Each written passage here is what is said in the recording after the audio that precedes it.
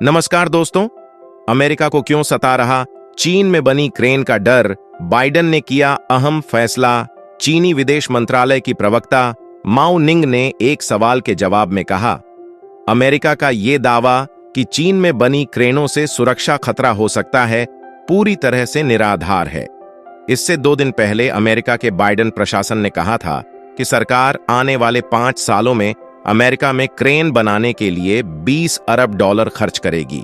साथ ही सरकार ने कहा कि चीन में बने क्रेन को लेकर साइबर खतरे को देखते हुए अमेरिकी कोस्ट गार्ड भी नए निर्देश जारी करेगी।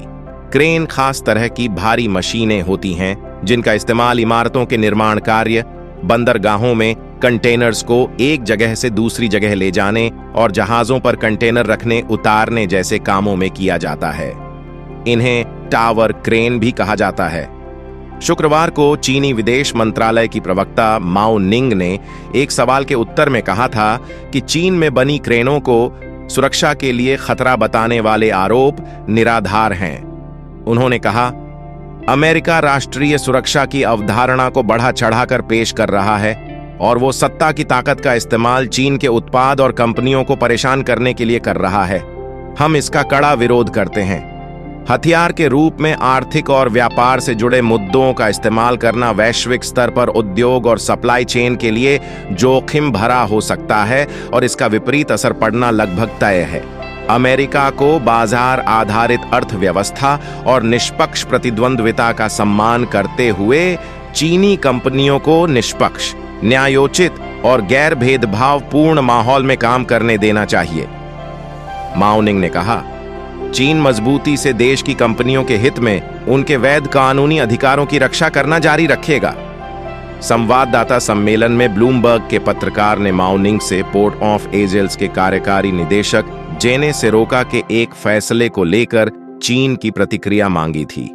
जेने सिरोका ने कहा था कि चीन में बने क्रेन राष्ट्रीय सुरक्षा के लिए खतरा हो सकते हैं।